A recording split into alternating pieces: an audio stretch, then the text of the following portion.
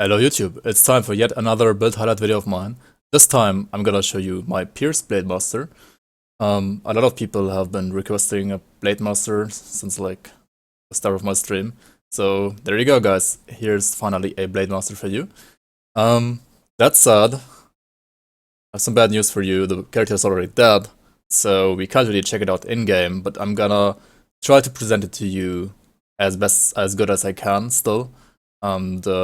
So for that, we're gonna check it out in Grim Tools, and then after that, I'm gonna show you like the best highlights out of his life, out of his short life that he had. So yeah, we're gonna start up here with the build Theorycraft and Grim Tools.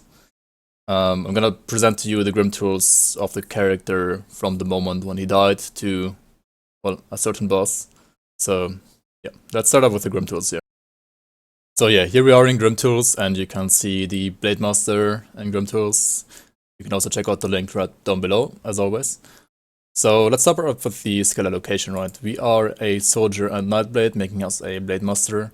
Well, which one is the main master here, which one is the secondary? It's a little bit hard to say. I would rather say that actually Nightblade is the main and Soldier is the secondary, but like Blademaster is really like a 50-50 out of both of them, right? So from the Nightblade master here, we have the dual blades, right? This gives us like the flat pierce, also physical resistance, and pierce percent damage on top, right? We try to max this out up to like at least an uneven point, right? So 19 out of 16 is really good here. You can see like every 2 levels you get like 1% more physical resistance. So like the uneven points are more valuable than the even points. But since this is also a Pierce build, it's probably best to like just max this out as high as you can, even if the last point is gonna be like an even point because of the flat Pierce damage that you gain here. Then we're using some weapon pool skills from this line. You can see all of these are actually just 1-pointers. So nothing really too interesting here actually. I mean, all of these are great, and well, the reason we're not like maxing out execution or anything is that we don't really have any gear support for it. It's just there because like it's a good WPS, right? Like a good weapon pool skill. Same thing for Rolling Death. These two are like a little bit worse, but they're still like okay-ish because we have like so many points for them, right? Like, so many skill bonuses. So yeah, these are just 1-pointers, and this one is maxed out. Then we have Amaras's Blade Burst actually on a Pierce build, which is kinda not that common to be honest.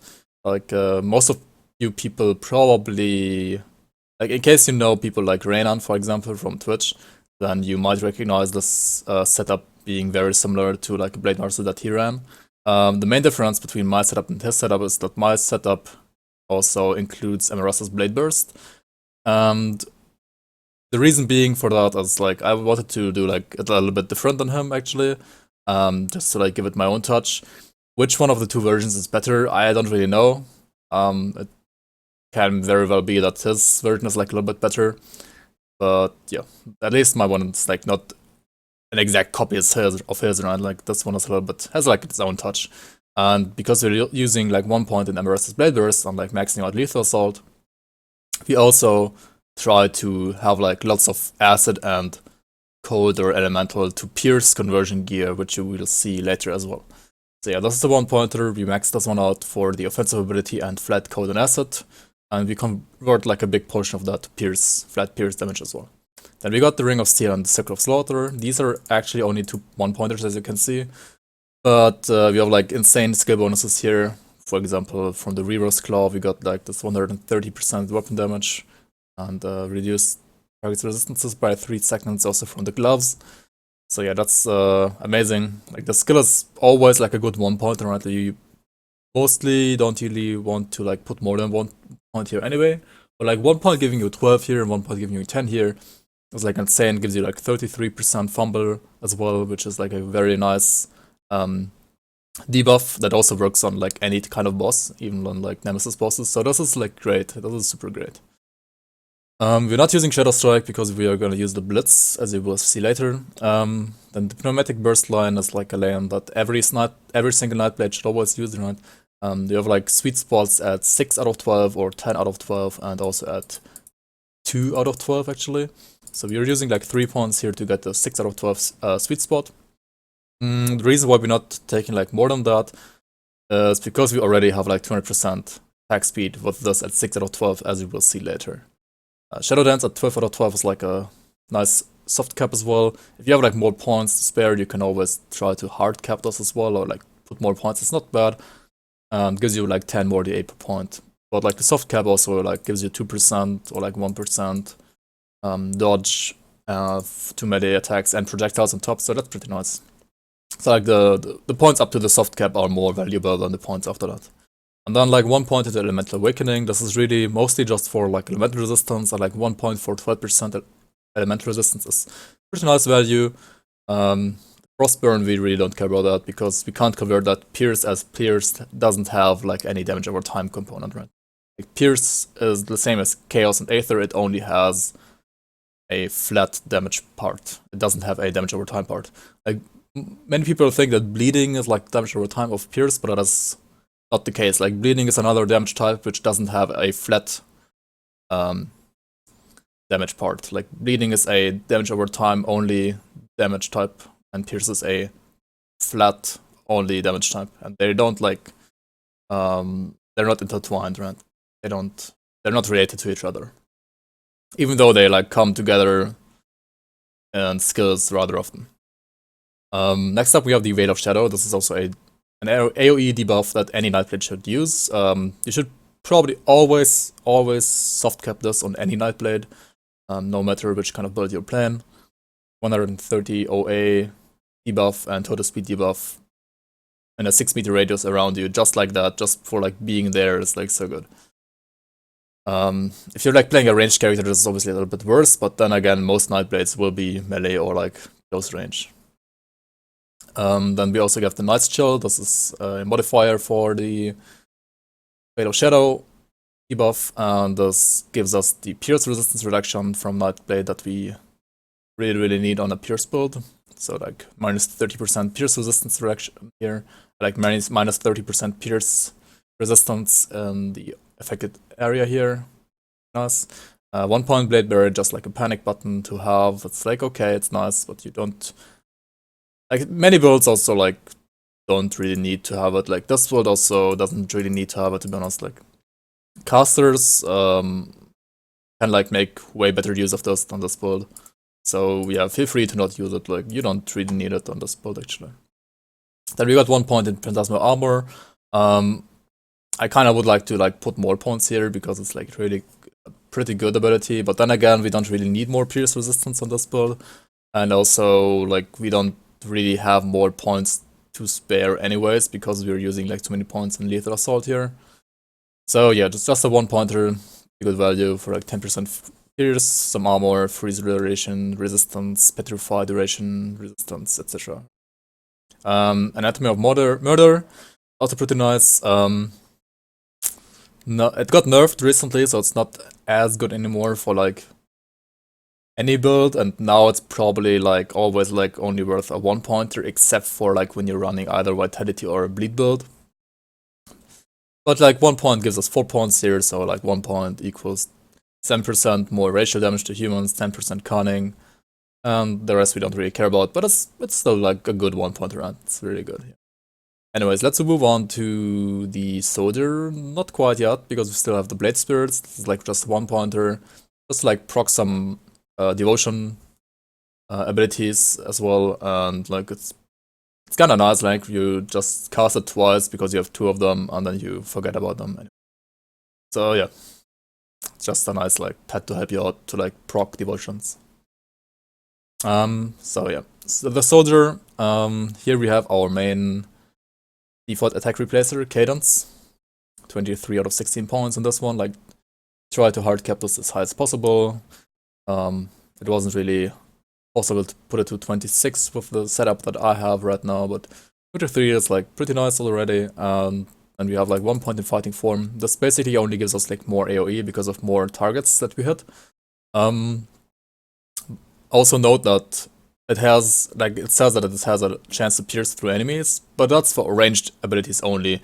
So this 82% chance to pass through enemies will be for ranged only. Keep that in mind, like, whenever you play like a ranged cadence build, you should like at least soft cap fighting form, but if you're playing like a melee, this most of the time is just worth a 1-pointer and nothing, like, no more points than that. Then we got the Deadly Momentum here. Deadly Momentum is like a nice buff that's active once you've hit your first cadence proc. So after the third hit, this buff will be active and give you like additional physical, pierce, and internal trauma damage. So it's really good. You should always max this out whenever you're playing like a cadence build. It's probably even stronger than like the cadence itself. So yeah, we try to hard cap this as high as possible. 17 out of 12 is a little bit underwhelming here as well, but it's okay. It's still like strong enough. Next up, we got our movement ability, Blitz. This is like a 1-pointer here because we don't really care about damage from this one. But we have like 16 out of 12 points in Blindside, which reduces enemy DA by 240 for 4 seconds, right? Now the reason I have so many points into this is because I'm not using a Markovian advantage actually on this character. I could like switch out maybe by Gothian Shears for this, right? Or like MRS's Quick Cut, that's like a possibility actually, like you can do that. But then again, like, I don't know. That might be better actually. Like this is also like a decent weapon pool skill.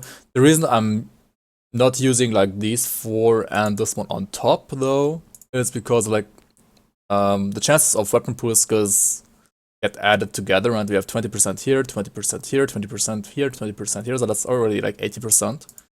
And like what putting 1 point here would bring me up to 102%. Like the 2% over 100% is not really that important.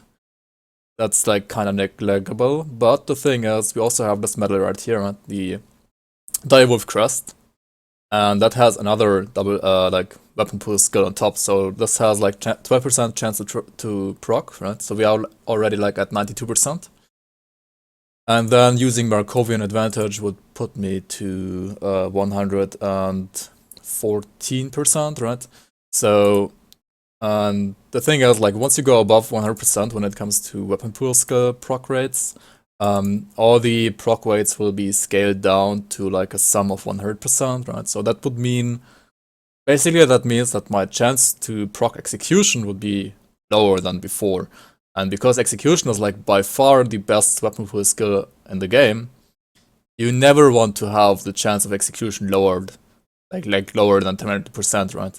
So yeah, that's like just one thing to like keep in mind whenever you're playing like a Nightblade and something else that has like weapon pool skills, that you shouldn't go above 100%, or like if you go above 100%, like it only should be like a very small margin, like maybe 1 to 5% or something. But like in this case, like 14% over 100% would like scale down the chance to proc execution significantly, and because of that, we're like not using it. Like we're not using Markovian's advantage here.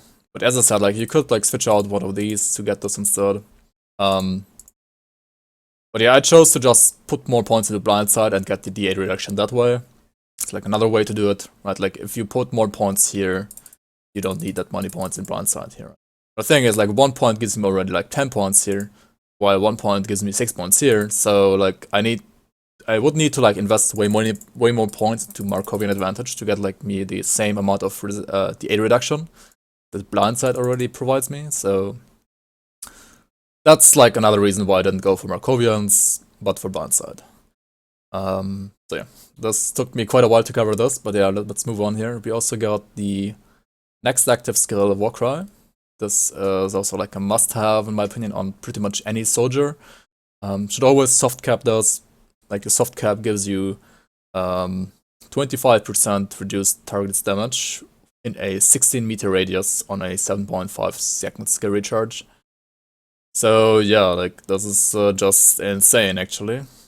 Keep in mind that this type of damage reduction won't like, it is not additive with other skills that have the same wording, so only the highest applies. But yeah, Warcry is like one of the highest values, so, and it's also like so convenient to use, right? It's so good.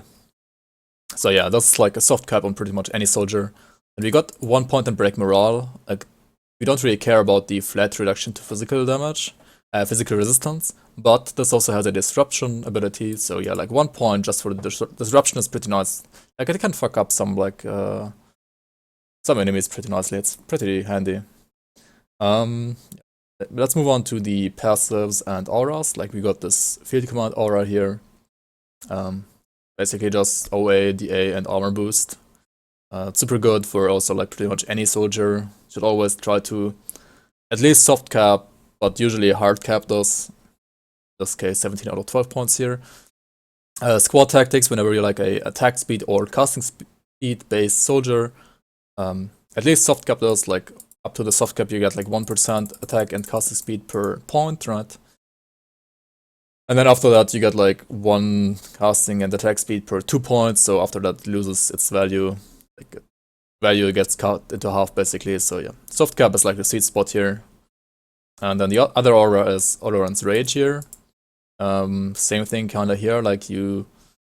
Like the diminishing returns that you get from like overcapping this are pretty huge, so yeah, like just a soft cap is enough for this, which actually in this case means that we're only putting 2 points here, since we get like insane bonuses for this one as well. So yeah, 12 out of 12, Oloran's Rage for 2 points. And then let's move on to the passives. Like we have military conditioning here. Military conditioning has like a kind of a weird sweet spot actually. As you can see, like you got like 2% physique, 1% HP for every point like prior to 10 kinda.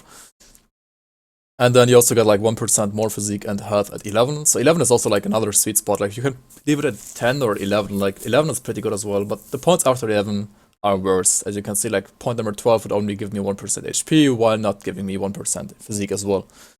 So yeah, military conditioning, we got this on 11 out of 10. And then like 1 point veterancy. Honestly, veterancy is pretty bad. It's probably the worst passive in the game. But I mean, 1 point for 6 points for like have some HP regen. Honestly, it's still kind of whatever. Like you could take this out and put it somewhere else, wherever you want to. Like I don't know, 1 point to blind sights, for example, to like get 15 more flat reduction to enemy DA, for example. That would probably be better actually. But yeah, we still have this here, so let's keep it here. Decorated soldier, just super nice overall. Like you can either 1 point this or just soft cap it, right? And if you really want more slow resistance, then you can also put more points. Like you get like 1% slow and elemental resistance after 8 out of 8, and before that like 2 per point, right? So like the soft cap is really strong here, especially when you're like in need of elemental and slow resistance, which we are, because we're like an attack speed based character, so that no matter how high our elemental resistance is, we kind of want the slow resistance, right? And then we also have Scars of Battle. Now this is like super handy. This gives us bleeding resistance, stun duration resistance, freezing duration resistance, and also increases our armor absorption. This is like one of the best passives in Soldier in my opinion. The main reason we're only putting 1 point here is because we have the Shadow Ram set, which gives us like insane amount of CC resistance already, right?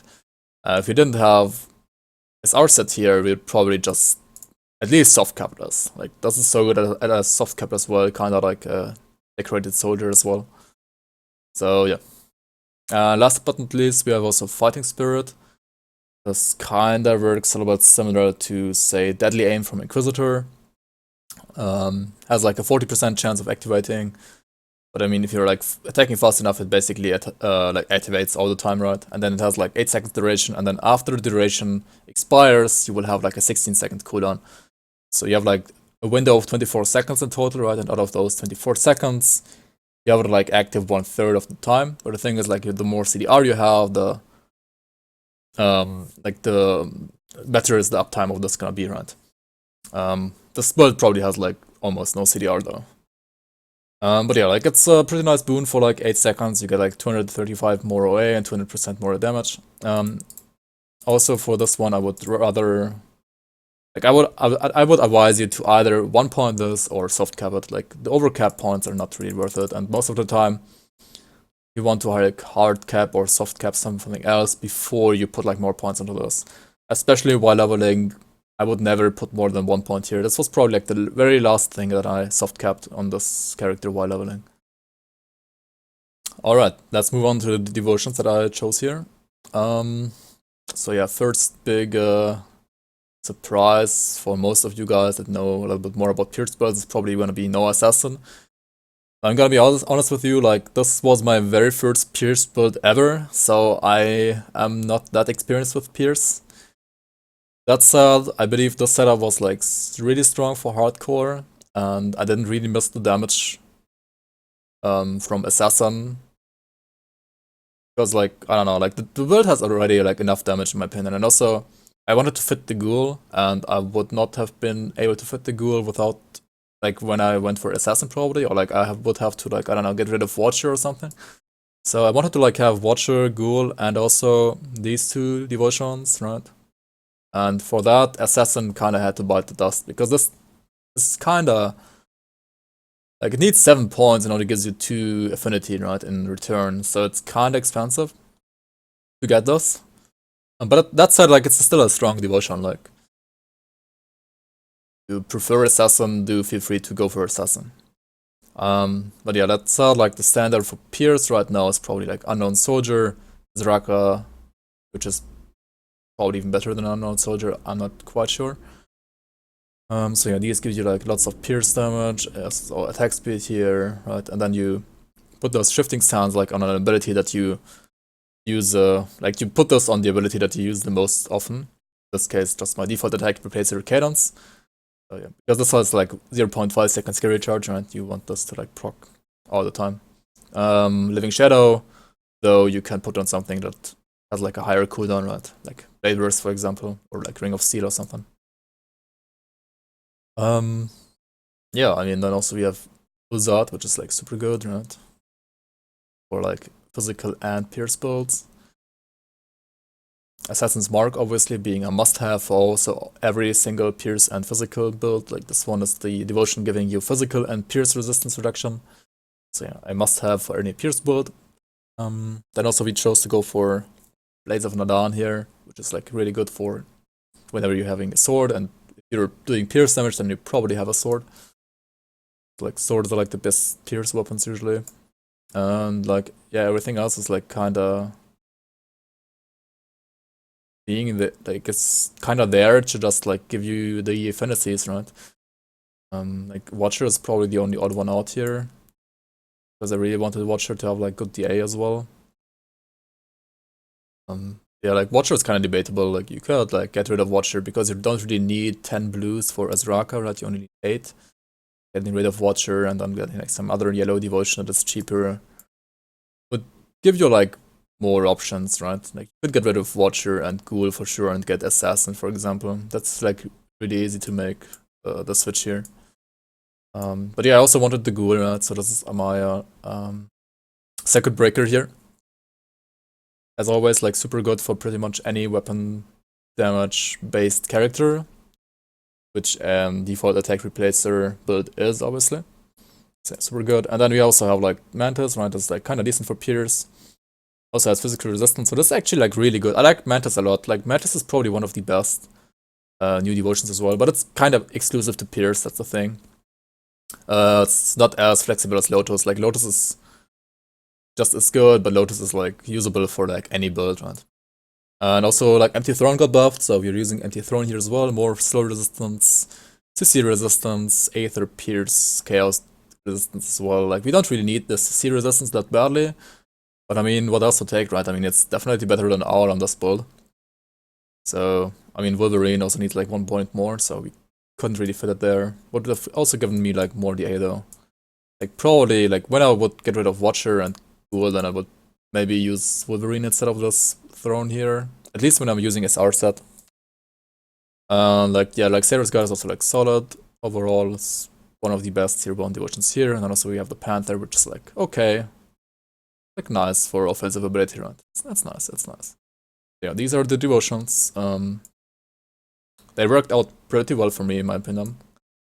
But yeah, I know some people that like Harp and Assassin way more in Pierce, and we're not using those, so feel free to check out some other ones as well. Alright, we're done with the Oceans and Mastery, so we can move on to the gear formula finally. So the core of this build is Shattered Ram set, 4-piece, and also double Reaver's Claw. Now, if you don't have the Shattered Ram set, you can either use Bergothian set, right? But then like the build kinda it's kind of a different build. But yeah, like choosing Bergothian set here would also work. Like you choose like Bergothian set has like a chest, a shoulder, a headpiece, and a weapon. So you would have like one Reaver's Claw and one Bergothian, or just like double Bergothian, right? And then also you need like another amulet. But there are like lots of choices. But honestly, like Bergothian is like a totally different build. Another set that has like the same slots as Shattered Ram set that you can also use, but is well, it's just worse overall, but it's okay still, as the Rhyme Tank set. Rhyme Tank set is also kind of nice. It's probably easier to get than Shattered Ram set, considering you need to beat like shard 60 for the helm, right? But yeah, in this case, like I have the set, and you're rocking the set here, and also double Reaver Claw. That's like the core, right? And then you have the Grasp of Enchained Might here, which is like, well, super good for like Ring of Steel type of characters in general. This also gives us the flat resistance reduction, which is why we're not using any devotion with flat resistance reduction here. This is only 18, which is kind of a low value, but it's still like pretty okay, and like the struggle to get something else that gives us more than that is kinda not worth it, right? Like Revenant would be nice, but you don't really go for reds on the Pierce build, right? I mean, I went for reds because of Ghoul here, but I don't know, like you could get like 8 here, right? But you also needed to get like Jackal or something like that. And that needs like way more revamping. And then you might not be able to like take these two, right? For the pants, as always, or like as almost always, we're using Choices of Barbaros here. This is like a battle cry proc, like offensive ability, just super good pair of pants for like default attackers for sure. Windshear Greaves also is very, very good. They're also craftable, so you can get like armor percent on top, right? Yeah, just solid pair of boots here for a Blademaster or like Infiltrator. Any kind of pierce or physical build, actually. Now, when it comes to the belt and the ring, this is where we have our conversion gear, right? Like we have Blade Twister, which converts elemental to pierce, and also we have Pack of Treacherous Means, which converts acid to pierce and elemental to pierce. Now, if you like high roll these, you can convert like 60% acid to pierce and a total of 90% elemental to pierce, right? Which is great, and I believe that makes Marasta's Blade Burst worth running in this case, like at least in my setup. But I mean, you can also feel free to like use a Bergothian Sigil here instead, and then use like Bladebreaker Sash, right? Like the mythical Bladebreaker one instead. And then just don't care about Marasta's Blade Burst, right? You just don't use it now. That's like another different setup. But yeah, I chose to go for this one because I haven't seen it yet, and I wanted to check it out. And I think it's like pretty good as well, like pretty good. It's kind of, well, it's unlucky or like unfortunate that we don't get the passive bonus from this, right? Treacherous Means one, that's just for ranged abilities, I like just for ranged characters. So we're missing out on 28 flat piercing damage, which would have been huge, and also 8% armor is huge. But I mean, Valdunes is not in the greatest spot, so I can see why things like Valdunes builds get like a small bonus on top here, and melee builds don't. Like melee builds are good enough already, right? I talked about this medal earlier already because of the weapon pool skill. I'm gonna talk about it here again because it has like nice racial damage, 130 offensive ability, and like flat piercing damage. And yeah, the weapon pool skill. It's very good for pierce builds, even if you're like, well, you don't need this to like enable dual wielding, obviously. It's still super good. The other ring that I'm using is the Blackwatch seal, actually. This is a super good blue ring, which also helps us get more points to Bergothian Shears, Execution, and Cadence. Like we see, all those three skills are skills that we are using and that are like a crucial part of our damage. So this one is actually great for a Blademaster like this. Also, we're using the Serenity Relic, just like the defensive choice here. It's super good. very good overall. Like, I mean, yeah, very nice. If you don't have this one, feel free to use like a, what's it called, like Maggots as well. I'm not quite sure actually. Check this here. Pierce damage should be called like, it has like a pierce metal, like a pierce relic, which also enables you to dual wield weapons, which we don't need. And it also has like a 4.5 second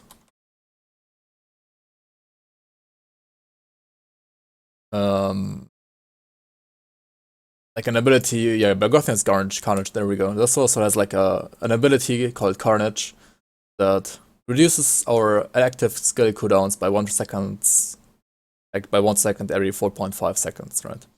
So that's also nice for, say, I don't know, Blade Barrier, Ring of Steel, I guess. And also has like this chance to reduce enemy DA by 40, but I mean, we don't really need that because we have Blindside or Markovian's advantage anyway. So it's pretty nice, but Serenity is like in the long run, it's just better, right? But yeah, this is pretty nice. And if you don't have the relic for like the blueprint for this, like especially newer players, well, they also don't have the Shadow Ram set, but relics are like one of the gear pieces that are like the hardest to get when you're like a new player, because when you have like no blueprints, then you also have like no relics, right? So yes, you might get lucky and get like a Slaughter maybe a little bit earlier. Like this blueprint should be easier to get. And Slaughter is like a decent relic. I was running this like pretty much all the time when I was leveling. So yeah, this is like super good for leveling and even for later if you don't like have Serenity yet. Like the difference between Slaughter and Maggots relic is actually not that big. This also gives you Flat Pierce, +1 Night Blade. It also gives like a burst skill which you can use, but you don't really need to use it. I was using this while leveling before I used Cadence, because I was leveling like with the Nightblade here and I had put like all the points here first, and then Soldier. Well, Cadence only like really good once you have like all of this ready, right? And before that, it's kind of not that good. So I'll be like, I was pushing this bar first, and then getting Elrond's Rage first, and getting like Blindside first, and Field Command and SWAT Tactics first, and after all of that, I got Cadence, and then Fighting Spirit even after that. But yeah, until then, like my left click was pretty much just the burst skill from the Slaughter relic, like use off cooldown. But yeah, that's what I can show you here for the gear. Let's also cover like augments and components here, because why not? We're using double Seal of Blades here, and Reaver's Claws, and also Solaris Veracity. So yeah, you might wanna choose to sign up with Solaris when you put this, like, go with this character into Act 7, so that you, well, gain Solaris reputation a little bit faster than the other ones, because Solaris is like really good for this character. And yeah, just like more flat pierce damage, right, from Blades and Veracity. Also, Blades gives us more armor, more pierce resistance, and also more lifesteal, right? So that's also great. We got a Sacred Plating here, Mankind's Vigil here, just like a super good component to like fix endgame resistances. As you can see, my vitality is kind of bad actually, like almost no overcap there. Yeah, more Mankind's Vigil here, Mankind's Vigil, Solar Storm Fire Powder as well here to like fix Elemental, which was also like one of the reasons we used Decorated Soldier as a soft cap here. And also, if you could put more points into Elemental Awakening if you like want more overcap on Elemental as well. But yeah, like double leather on the belt and the boots here to get the A, poison resistance and bleeding resistance, and a Restless Remains here, and the gloves to get more lifesteal. Ancient Armor Plate here in the pants. You can switch this out for like Scaled Hide, right? Like Scaled Hide is probably a little bit better even. It gives you like more armor absorption. Actually, that was wrong. Ancient Armor Plate is better here because we are a soldier, right? We have Scars of Battle, and with this one giving us armor absorption, we're already like at And together with armor plate, ancient armor plate, we're at like 99% armor rating, right? Like armor absorption rating. And since this also increases like your global armor, going for scaled hide here would only give you like 1% more absorption while lowering your total armor. So yeah. Long story short, ancient armor plate is better than scaled hide here in this case. Sanctified bone in the chest is like nice, pretty nice. And we don't need like another sacred plating here, right? Because we are like at 99% absorption anyways. Sanctified bone is like a... You find this component rather early, but it's like, even in the end game, it's super good. Like 18% vitality, 12% chaos resistance. Those are resistances that this character really needs, and also it gives us more ratio damage to undead and Chthonians, and because ratio damage is like multiplicative, it's very nice, very good. Also, we have a prismatic diamond in our hood here, and our helmet here. This gives us like another skill, like another circuit breaker actually, which procs at the same time as the circuit breaker of the Shadow Ramsat, which is called Shadow the Guard. Both of these activate when my HP drops below 50%, and then I will get like 20% armor absorption, damage absorption, 24% more damage, actually 34% damage modification in total, right? Which is like multiplicative as well. And 130 flat damage absorption and 10% total speed. Which we don't really need, but I mean, in case we are slowed, we will still get like more speed, nevertheless. Other components, Seal of Annihilation on the amulet here, like super good. Pretty much on any character, except for pet builds. So yeah, nothing new here. Kind of the same goes for Blooded Crystal, right? Super good to like fix bleed, armor DA. Tainted Heart here to like fix vitality and aether. Resistance also giving us crit damage and offensive ability. And I think that's it, right? Oh no, there's also a Rune of Displacement here. Right, we have our Engage skill, which is like the Blitz. And then we have the defensive Disengage tool displacement, right? So engage here, disengage here, and I mean, yeah, Blade Burst, Ring of Steel, Blitz, Warcry. You basically press all these buttons when you engage, and yeah, like don't forget to press your heal and have this up all the time. And then you also can use Pet Attack to like direct your Blade Spirits if you really feel like that. And then you still have like slots free for like, say, I don't know, Tonic of Mending cooldown, or like Aether clusters if you're playing hardcore, Courageous Tinctures, for example, that kind of stuff, right? So yeah, that's the build and Grim tools, and what we're gonna do now is we can check out some of the like highlights of the build when he was alive, and I'm gonna comment on them shortly and show them up for you guys to enjoy. Yeah, there we go. There we have the White Knight look. And then we're gonna go for the scrappy look after all, right?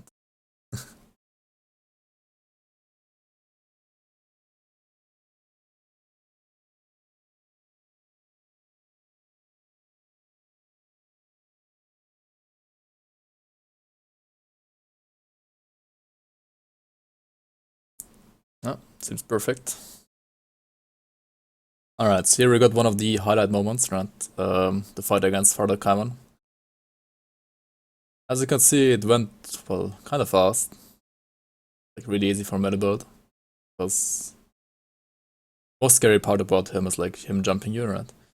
But you can also see that I have like a fire tincture running here, because fire resistance was like not the best, so just to be safe, I use this fire tincture against Campain. Well, doom, doom, doom, doom, doom, doom. Show me your doom.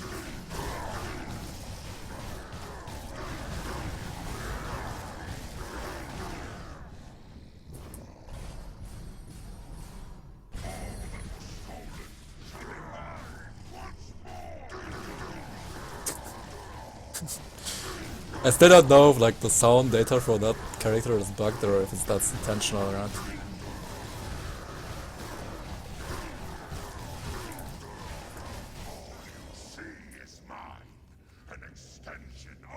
Alright, stage 3 is like the only one that is kinda dangerous, right? Let's see here.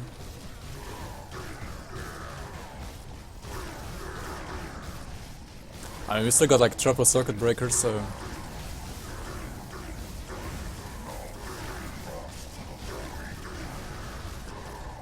Oh my god, this invulnerability phase, that was kinda annoying. Alright. It was a pretty smooth kill though, like I almost killed him before his first invulnerability phase in stage 3. I mean, not only did we kill all the egg bosses, we also obviously killed all the dungeon bosses. So here, for example, you have just built against the guys from Potterberry, right? Van Eldritch and his other council mounts.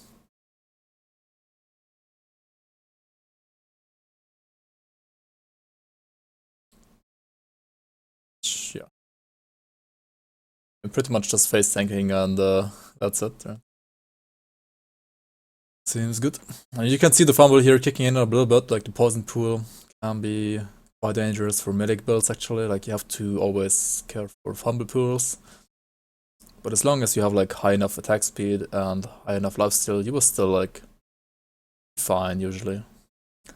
Another thing that we also had to do obviously was Shadow Ram, right? So we did Shadow Ram 35 to 36 to, well, first of all get all the points that you get from Shadow Ram, right? You can either choose to do like SR 20 to 25 or 35 to just 35, right? Those are like the two easiest ways to do it. I prefer to always just do 35. But then like whenever you do like Shadow Ram, right, you kind of want to always do 2 shard, because for your 1 shard the reward is kind of bad. So that's why you usually see me doing Shadow Ram 35 and 36 on like newish characters. So yeah, here we have the shard 35 battle. And then after that I'm also going to show you the shard 36 battle. Who are you? Chthonian! Welcome to my bonus Chthonian damage. Oh. He died. This guy died. Herald of the Lulz. Like, why is this even an SR hero, man? Like, what the fuck?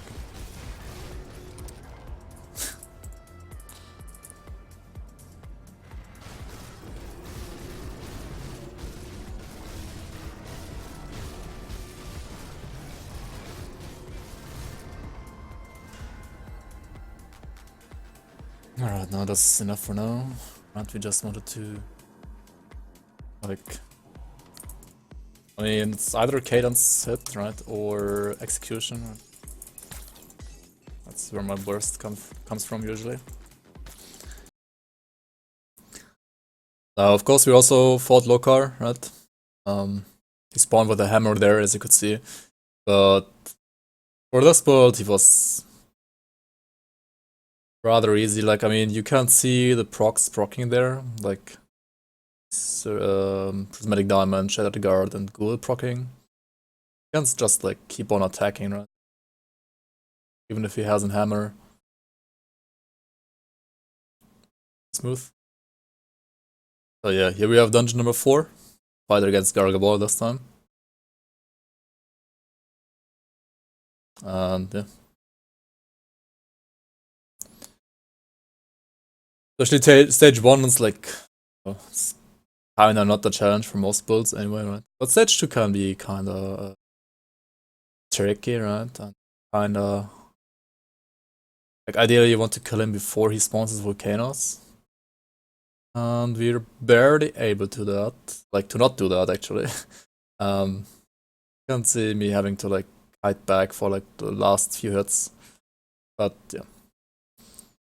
Maybe with, like, some other, like, some more, like, lucky execution like hits or cadence crits or whatever, we would have been able to kill it before he even spawned his first volcanoes. So, yeah, like, the time on Gargabol is also pretty good in my opinion. And now we are in the one place that we all love, right? Just love some maggots.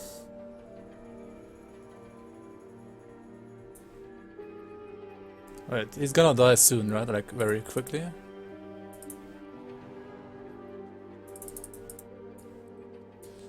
Alright, move up here.